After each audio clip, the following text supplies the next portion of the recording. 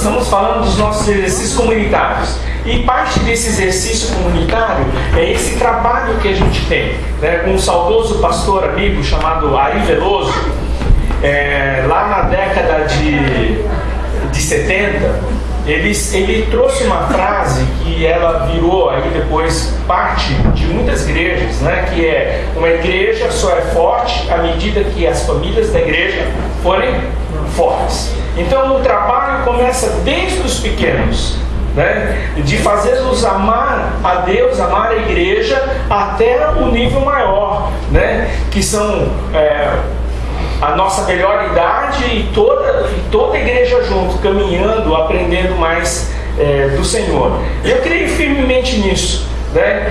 Que quando nós nos envolvemos e desenvolvemos trabalhos dentro da igreja, onde um discipula o outro leva o outro, e junto como família nós podemos trabalhar na obra do Senhor, não existe força maior do que esta aqui no mundo. Amém? Nós estamos aqui na Academia da Orla, é a última mensagem dessa série, né? Deixa eu fazer uma pergunta para você. Embora talvez você não seja muito admirador de futebol, tem algumas pessoas que falam: não ligo muito para futebol. Deixa eu perguntar aqui, quem gosta de futebol? Nós estamos aqui perto de um evento, né? Nós já estamos aí com vários estádios construídos, vários estádios pela metade e alguns ainda empacando, mas nós vamos receber a Copa do Mundo aqui, e a final vai ser aqui no Rio de Janeiro, né? Você fez a sua reserva do bilhete? Foi até quinta-feira. Quinta-feira foi a última data para você conseguir entrar no sorteio da final. Acho que ninguém vai ver a final, só pela televisão, né? Mas já pensou se o Brasil ele chega na final? Alexandre, eu sei que você gosta de futebol. Imagina o nosso Brasil chegando na final. Como é que você se sentiria? Muito feliz, né? Muito feliz. Ansioso. E se lá no primeiro tempo o nosso Neymar marca um gol? Melhor ainda. Como é que você não comprou a entrada da final? Não. Então você vai estar lá no seu apartamento assistindo o jogo. Na hora que fala gol, o que você vai fazer? Eu vou pular, mas eu queria falar. Você vai pular? Muito. O Luiz vai pular muito. Marcos, você vai pular? Com certeza. Dadas as condições das minhas costas, eu dou aquele pulinho básico. E aí você vai pegar o seu rádio amador e vai espalhar para o mundo inteiro. Aí! Gol do Brasil. Olha, se você for aqui italiano como eu, você vai abrir a janela, vai colocar o carão lá fora e vai fazer aquela voz cultural.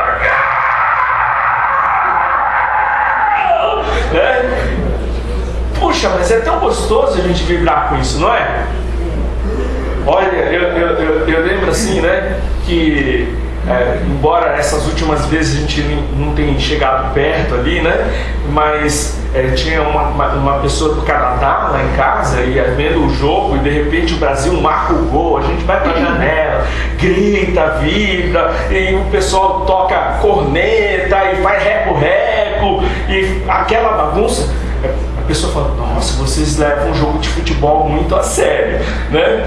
Mas era uma das coisas que tinha nessa vibração, era a alegria de participar de alguma coisa vitoriosa. Deixa eu contar uma experiência de dentro, não do jogo de futebol, mas uma experiência de dentro ali de estádio, né? Como eu disse para vocês, eu fazia atletismo, né? E o time que eu participava, o nome dele é Hebraica. E essa cara de italiano, num time chamado Hebraica, né? Nós éramos, das equipes de competição de atletismo, nós éramos a mais nova equipe.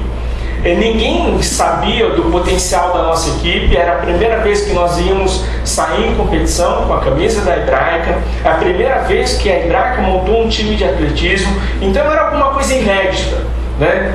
E eu lembro que uma das coisas que nós conseguimos chegar à final, e era assim, inédito mesmo, foi no revezamento 4%. Eu estava competindo em 400 com barreira, competindo em 800 e na prova de 200. Né? Mas eu não fazia parte da equipe de revezamento 4%. E toda vez que um de nós atingíamos a final, os pais, tios, avós, eles vibravam muito, eles gritavam muito, né? A gente escutava aquela galera gritando. E quando chegou ali nessa final de revezamento, então nós tínhamos um grupo que estava admirado, como é que eles chegaram a classificar assim, e um grupo enorme de pessoas, uma parte da arquibancada, foram as pessoas do clube. E quando chegou ali, na hora da competição, o nosso melhor corredor, ele teve uma distensão.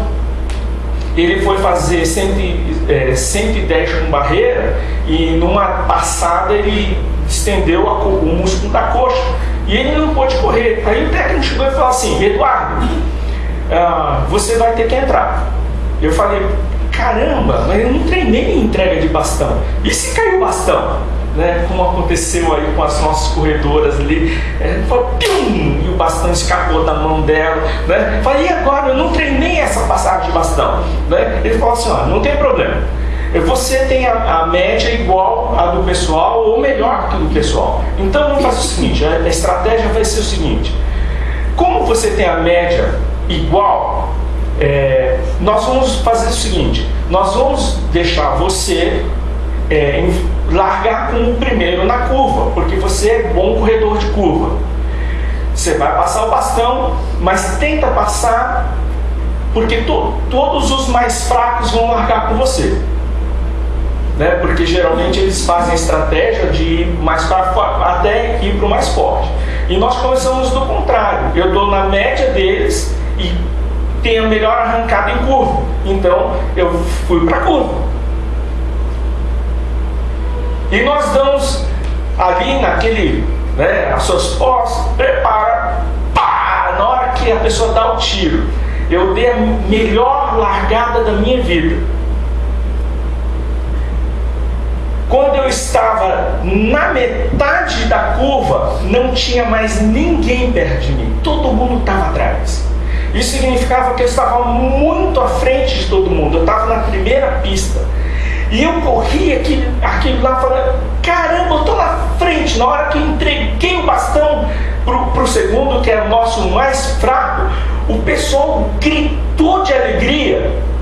Assim que sabe quando você entrega e você sai emocionado, quase chorando, que você não errou o passe, você conseguiu passar. Aí foi lá o segundo, era o nosso mais fraco, ele correu, aí o pessoal começou a chegar perto, aí o terceiro jogou empatado, e quando foi o quarto a gente não tinha o nosso melhor corredor, né? Terminamos em quarto lugar, não recebemos medalha, mas nós recebemos o elogio, o maior elogio de todos, porque ninguém esperava. Os outros competidores vieram cumprimentar a gente, porque eles não esperavam de uma equipe tão nova chegar na final e bater equipes muito grandes, e quarto lugar, né? Para nós foi um negócio honroso. E ali então, aquele pessoal, aquele pequeno grupo do meu time que estava ali, eles fizeram mais festa pelo nosso quarto lugar do que o time o outro lá que ganhou, né? O outro acho que está acostumado a ganhar, né? O pessoal não estava nem aí, mas o nosso não, eles fizeram muita festa, porque foi a primeira vez que a gente competiu, e em todas elas, né? Em competição por equipe, nós ultrapassamos equipes com um orçamento muito grande, com estruturas muito maiores do que a gente chegou lá, e aí teve uma festa enorme, né? E eu lembro que o pessoal, ele veio, todo mundo se abraçou, os atletas, nós nos abraçamos, e depois os parentes vieram, nós fizemos a festa, porque era uma alegria tremenda ver a vitória. O que tem a ver isso com o nosso dia aqui?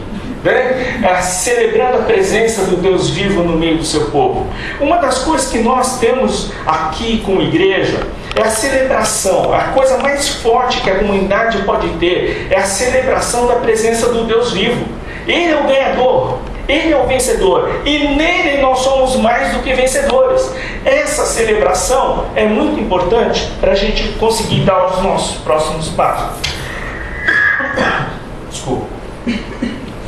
A adoração profunda a Deus por quem Ele é e pelo que Ele faz. Quando nós celebramos a Deus, nós em primeiro lugar precisamos entender quem Deus é. Quem Deus é? Nosso Deus é único. Nosso Deus é verdadeiro. Nosso Deus, Ele está acima de todas as coisas. Ele controla todas as coisas. Ele controla o universo. Ele controla as vidas. Nada passa despercebido por Ele. E Ele faz coisas.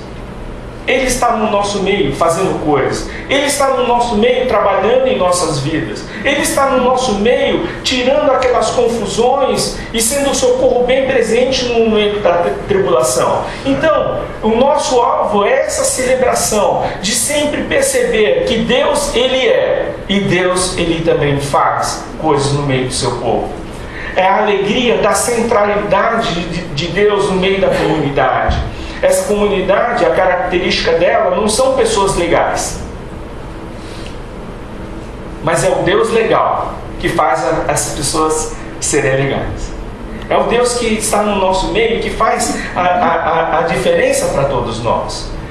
O foco da celebração, né? O que nós podemos celebrar? Em primeiro lugar, celebrar a alegria por entender a palavra de Deus. Olha só o que acontece. O pessoal tinha perdido, lá na época de Neemias, o pessoal tinha sido mandado para a Babilônia, no cativeiro, e eles destruíram tudo quanto é que for cópias de Bíblia que eles tinham. Não tinham mais. Eles retornaram e recomeçaram a reconstruir, então, os muros, o templo, e de repente, no meio da construção, eles encontraram o rolo onde estava ali a Bíblia deles. Naquele momento, o pessoal leu, só que ninguém entendeu. Eles estavam 70 anos fora do local e a língua deles tinha mudado. Não era mais hebraico, era aramaico, uma mistura de babilônico com hebraico. Eles não sabiam mais como ler aquilo ali. Olha só o que acontece ali, né? E Neemias acrescentou: podem sair e comam e bebam do melhor que tiverem e repartam com os que nada têm preparado. Esse dia é consagrado ao Senhor. Não se entristeçam, porque a alegria do Senhor os fortalecerá. Os levitas tranquilizaram todo o povo, dizendo: acalmem-se, porque este é um dia santo. Não fiquem tristes. Então todo o povo saiu para comer, beber, repartir com os que nada tinham, preparado e para celebrar com grande alegria. Pois agora compreendiam as palavras que lhes foram explicadas. Olha só, de repente alguém veio e explicou aquela palavra para eles, e agora eles puderam entender. Obrigado. Agora eles puderam entender. Olha, a palavra de Deus nos direciona a isso, e é essa alegria que o povo de Deus ele precisa ter. A palavra de Deus não nos foi dada para nos torturar. Né? Muita gente não lê a palavra de Deus porque fala assim: se eu ler a palavra de Deus ela me complica. Não, na verdade a palavra de Deus veio para simplificar a tua vida, para mostrar caminhos que você tem que tomar e direções que você não deve tomar. E quando a gente compreende a palavra de Deus, o que tem que ter no nosso coração? Alegria. Agora eu compreendo a palavra de Deus. Olha, uma das coisas que muito me alegraram no coração foi a gente ter falado sobre unidade no domingo passado. Não porque vocês depositaram a confiança em mim e me convidaram para ser pastor da igreja de maneira efetiva. Poderia ser uma unidade do contrário. Não importa a unidade, se ela é desse lado ou é daquele lado. Importa que o povo está disposto a ouvir a voz de Deus e, compreendendo a voz de Deus, tomar uma posição em relação a essa voz que Deus dá. Eu não sei vocês, mas eu fiquei muito alegre. Eu fiquei muito contente. Eu só não entrei no Facebook, falaram, você viu a fumacinha? Olha, me desculpa, eu não vi fumacinha porque eu estou no meu 15º dia de jejum de Facebook. Eu fiz um comprometimento com Deus que eu não ia entrar no Facebook por 15 dias e hoje estou na liberação. À noite eu vou ver e vou retroagir nas mensagens, Então, assim, algumas pessoas me escreveram, falaram da fumacinha, eu não vi fumacinha, Mas eu já até imagino a fumacinha que é e o fumaceiro que está lá, Mas eu quero dizer para você que a alegria, ela vem quando a gente compreende e a gente inclina o nosso coração para fazer aquilo que Deus ele quer. Muitas vezes, com certeza, é difícil fazer o que Deus manda.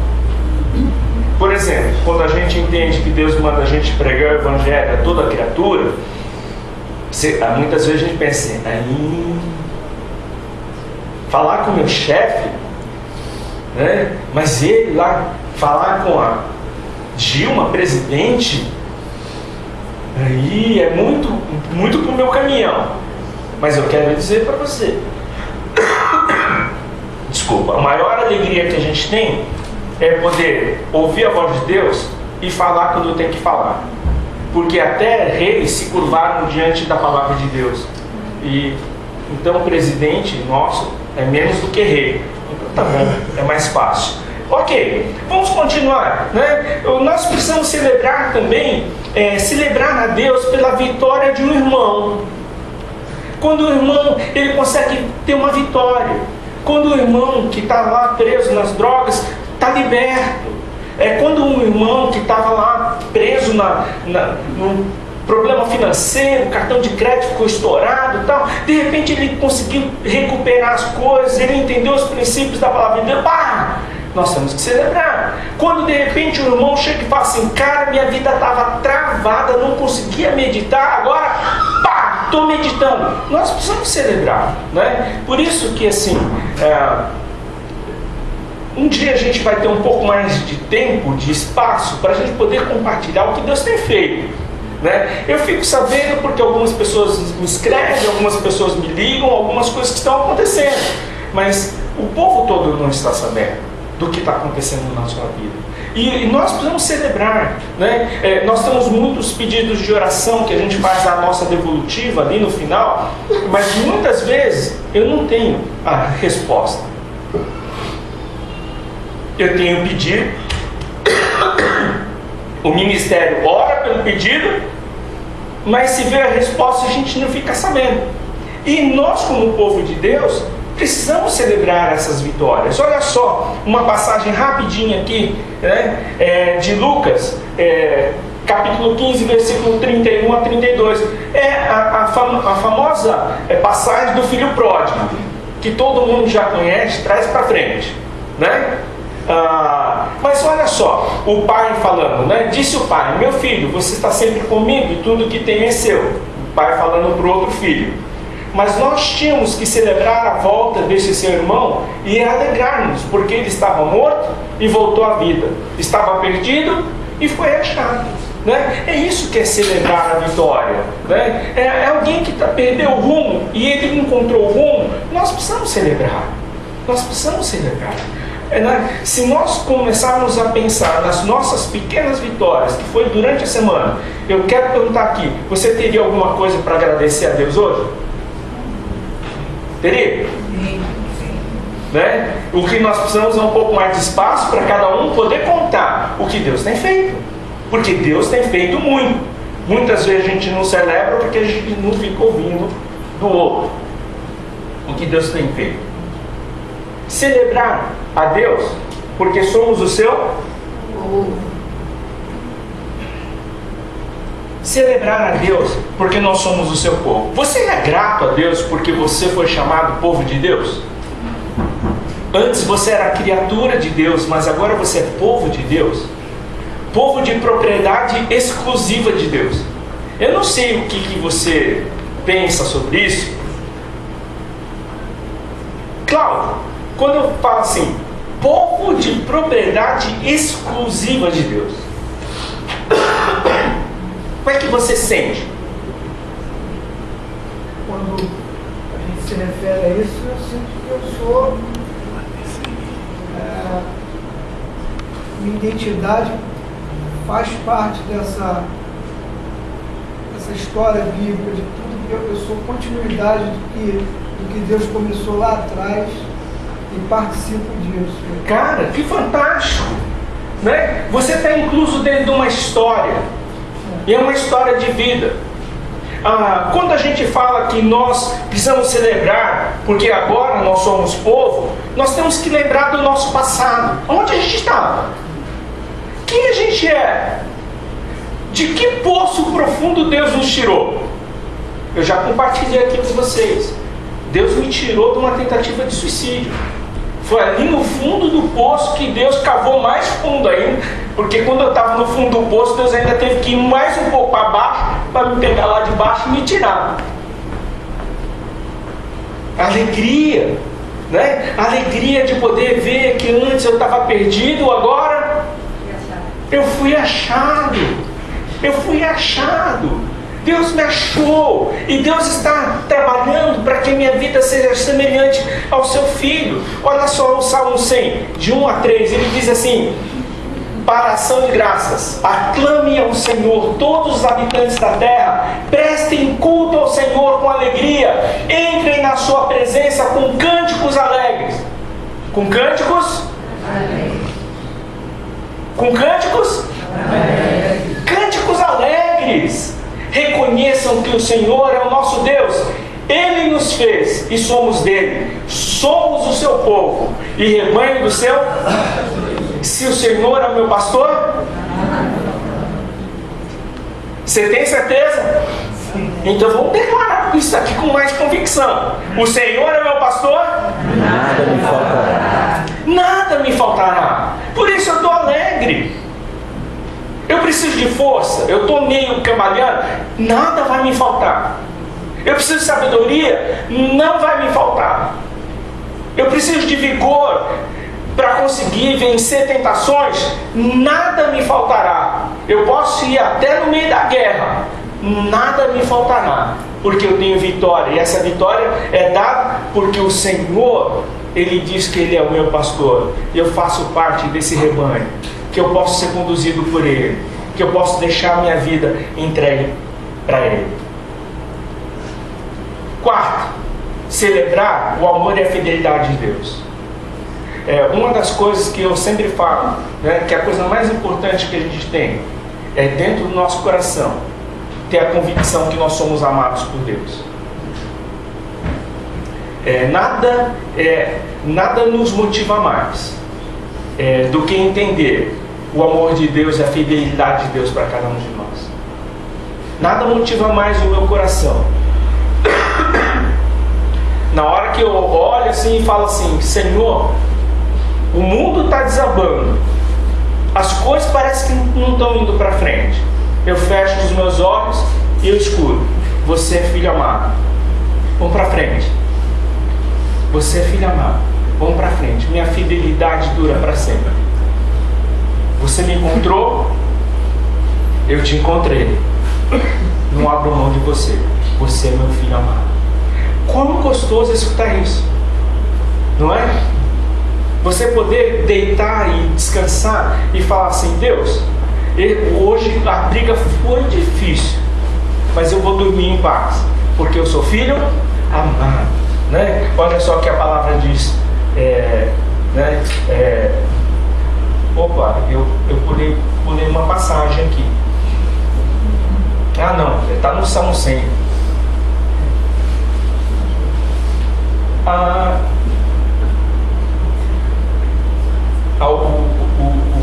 aqui.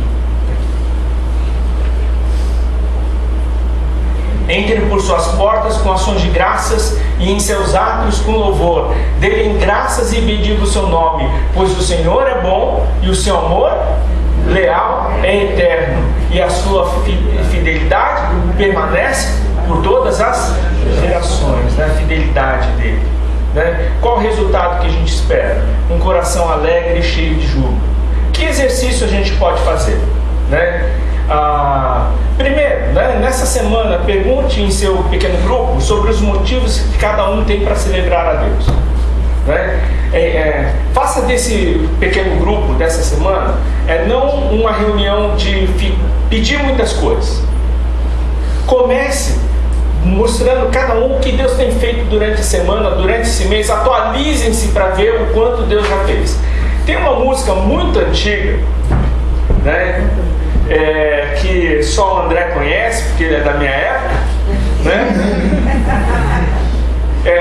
É uma música, é um hino, né? Que eu falo assim, talvez a gente tenha que fazer um remake dele de alguma forma, né? Ele fala assim: quantas bênçãos, conta quantas são recebidas da divina.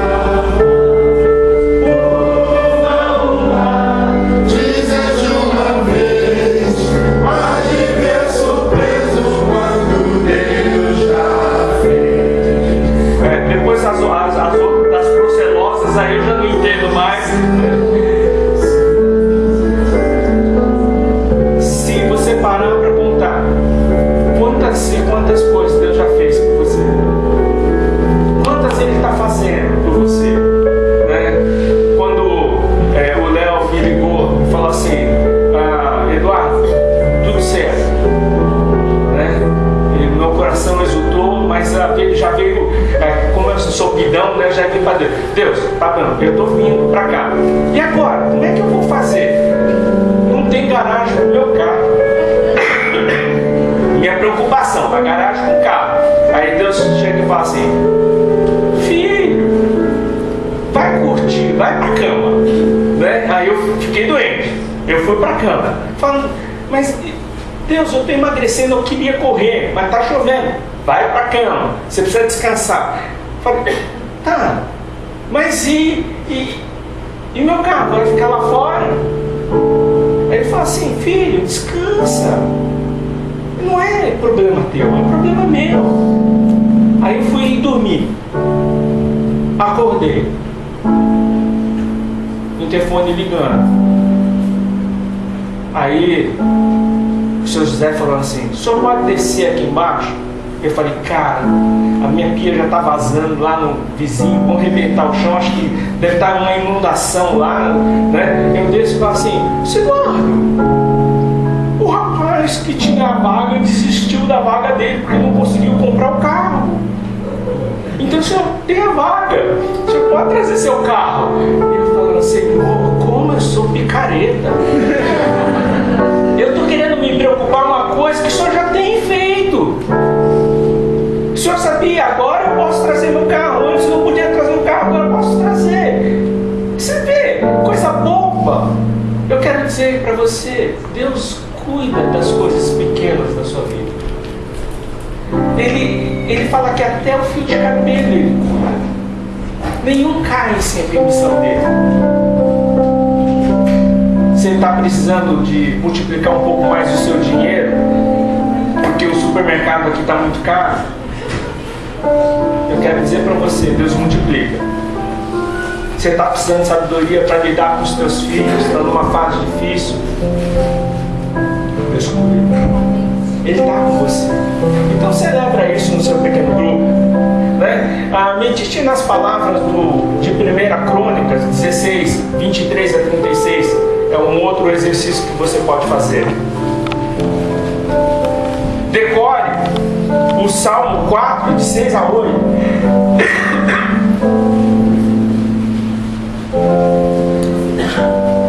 Depois eu vou mostrar para você qual é esse salmo. Faze, ó Senhor, resplandecer sobre nós a luz do teu rosto, Encheste o meu coração de alegria, alegria maior do que aqueles que têm fartura de trigo e vinho. Em paz me dei e logo adormeço, pois só tu, Senhor, me fazes viver em segurança. Esse pode ser um exercício que você pode estar fazendo também, né? Mas por que Deus Ele quer que a gente se leve? Porque Ele quer um próximo passo de cada um de nós. Nós, como povo, nós somos povo de propriedade exclusiva de Deus, a fim de proclamarmos as virtudes daquele que nos chamou das trevas para a sua maravilhosa luz. Aprendemos, nós começamos a crescer, só que agora a gente tem que abrir o nosso coração para as outras pessoas. Nós temos que abrir o nosso leque para as outras pessoas. Por isso que nós vamos começar, a partir de novembro, efetivamente, a gente vai começar a nossa campanha, né? Nós vamos estar trabalhando num tema sobre o sentido da vida. E para isso eu preciso que você se conecte conosco. Talvez você já colocou ali num papel que está dentro da sua Bíblia o nome de 3 pessoas que você quer ver convertidas. Só vai dar resultado isso se você entrar conosco nessa campanha. Qual o sentido da vida? Logo após o culto, eu preciso me encontrar com todas as pessoas que pertencem a um pequeno, são líderes de pequeno grupo ou hospedeiros de pequeno grupo. Eu preciso ter uma palavrinha e entregar um materialzinho para vocês, logo depois do culto. Não vou tomar mais do que 5 minutos, ok? Mas para a igreja inteira, eu tenho uma tarefa que eu queria dar para vocês.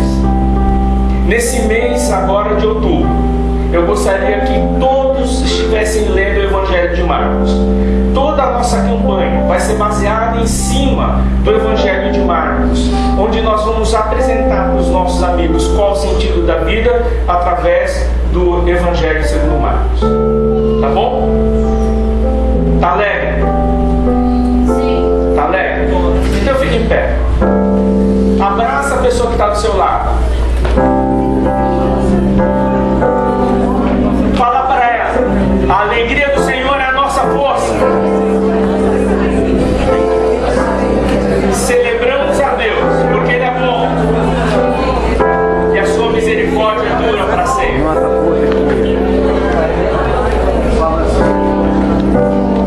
Vamos orar? Senhor, muito obrigado porque o Senhor é bom. Muito obrigado, porque tem tantas coisas que nós temos que contar. O mundo não compreende que o Senhor é o Deus que cuida de pequenas coisas. O mundo não compreende que o Senhor coordena todas as coisas. Mas como ouvirão se não há quem pregue? Como é que eles poderão entender se não há quem explique? Eis aqui o teu povo, Senhor, comprometido em unidade, a viver uma vida que faça diferença nesse mundo. Nós aqui nos consagramos a Ti. Queremos fazer diferença, Senhor. E queremos pedir que o Senhor, de uma maneira muito especial, o Senhor trabalhe em nossa vida para que a gente seja luz nesse mundo, sal na terra. Pessoas que fazem a propagação do Teu reino e como o corpo vivo de Cristo move em unidade e impacta essa cidade. Pois o Senhor é o nosso Deus verdadeiro, que estará conosco por onde quer que nós andarmos. Pois é no Teu precioso nome que nós oramos. Amém.